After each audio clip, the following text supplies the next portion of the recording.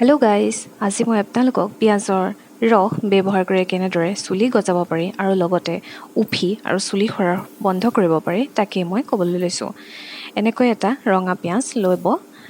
ৰঙা পিঁয়াজটো বেছি ভাল হয়, সেয়ে ৰঙা পিঁয়াজটো এনেকৈ গ্ৰাইণ্ড কৰি তাৰ ৰসখিনি এনেকৈ ভালকৈ চাকি ল'ব আৰু লোৱাৰ পাছত এটা কটন বলৰ সহায়ত স্কাল্পত ভালদৰে পিঁয়াজৰ ৰসখিনি লগাই ল'ব। পিঁয়াজৰ ৰসত এণ্টিবেক্টেৰিয়েল আৰু এণ্টিফাংগেল গুণ থাকে, যিয়ে চুলি সৰা বন্ধ কৰে। পিঁয়াজৰ ৰসত বহু বেছি পৰিমাণে ছালফাৰ পোৱা যায়, যাৰ দ্বাৰা নতুন চুলি গজাত সহায় কৰে। চুলি সৰাৰ কাৰণ এটাই, যেতিয়া আমাৰ স্কাল্পখনত ইনফেকশ্যন হয় আৰু তেতিয়াই আমাৰ চুলি সৰিবলৈ আৰম্ভ কৰে।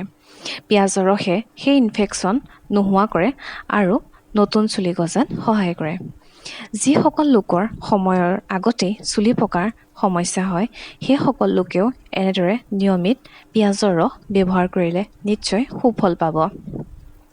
মই এতিয়া গোটেই স্কাল্পত ভালদৰে এনেকৈ পিঁয়াজৰ ৰসখিনি লগাই ল'ম আৰু লগাই হোৱাৰ পাছত মই স্কাল্পখন ভালদৰে মাছাজ কৰিম। মাছাজ কৰিলে আমাৰ ব্লাড চাৰ্কুলেশ্যন হয় আৰু সোনকালে আমাৰ চুলি গজা আৰম্ভ কৰে। সপ্তাহত আপোনালোকে এনেদৰে 3 দিন পিঁয়াজৰ ৰস ব্যৱহাৰ কৰিব পাৰে আৰু গোটেই ৰাতিৰ বাবে যদি আপোনালোকে এনেদৰে পিঁয়াজৰ ৰস লগাই থয়, তেতিয়াহ'লে অতি সোনকালে তাৰ সুফল পাব।